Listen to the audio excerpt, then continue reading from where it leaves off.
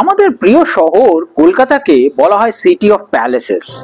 এই শহরের অলিতে গলিতে অনেক ঐতিহাসিক স্থাপত্যের মধ্যে অন্যতম হলো বহু ইতিহাসের সাক্ষী এই কলকাতা জিপিও। লাল দিঘির পাড়ে এই বিশাল সাদা বাড়িতে নবতম সংযোজন হলো একটা ক্যাফে। মোবাইল ইন্টারনেটের যুগে পোস্ট অফিস এখন অনেকের কাছেই একটা সেকেলে কনসেপ্ট, আবার অনেকেই এখানে খুঁজে পান নস্টালজিয়া।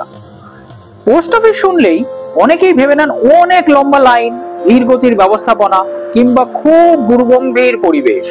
মনে হয় যেন এই ধারণাগুলো ভাঙতেই কলকাতা জিপিও কর্তৃপক্ষ নিয়েছেন এক অভিনব উদ্যোগ।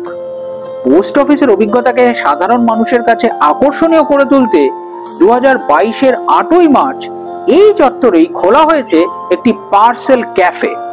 নাম রাখা হয়েছে শিউলি, যা হলো পশ্চিমবঙ্গের স্টেট ফ্লাওয়ার। এর সাথেই তৈরি হলো ইতিহাস। দেশের কোনো পোস্ট অফিসে এই ধরনের ক্যাফে এই প্রথম। ইতিহাসের সাক্ষী বহনকারী বিল্ডিং, কড়িবর্গার ছাদ, গম্বুজ, খিলান কিংবা খড়খড়ি দেওয়া জানালা সবই আছে ঠিক আগের মতোই। ক্যাফের সেই পুরনো কাঠের চেয়ার টেবিলেও নেই কোনো নতুনত্ব, কেবল তাতে লেগেছে আধুনিক চিন্তা ভাবনার ছোঁয়া, লেগেছে নতুন রঙের প্রলেপ। মাথার উপরে ঝাড় লণ্ঠন আর দেওয়ালে সাজানো ঝুমঝুমি লাগানো বর্ষা যেন মুহূর্তের মধ্যে আমাদের মনে করিয়ে দেয় তারাশঙ্কর বন্দ্যোপাধ্যায়ের ডাক হরকরা গল্প অথবা সুকান্ত ভট্টাচার্যের রানার কবিতাটার কথা। কলকাতা জিপিওতে 2015 সালে শিউলি নামে একটি বিভাগ চালু করা হয়। এখানে মূলত পোস্ট অফিস সম্পর্কিত বিভিন্ন রকমের সামগ্রী বিপণনের বন্দোবস্ত করা হয়েছিল।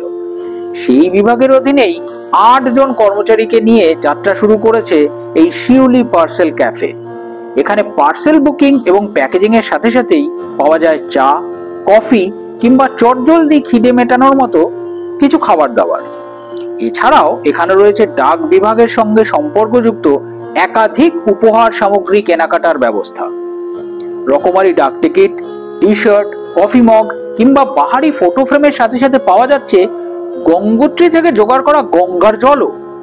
এরকম আরো অনেক মজার মজার ট্রিভিয়া জানতে চাইলে চোখ রাখুন কুইজো ক্রেজির ইউটিউব চ্যানেলে।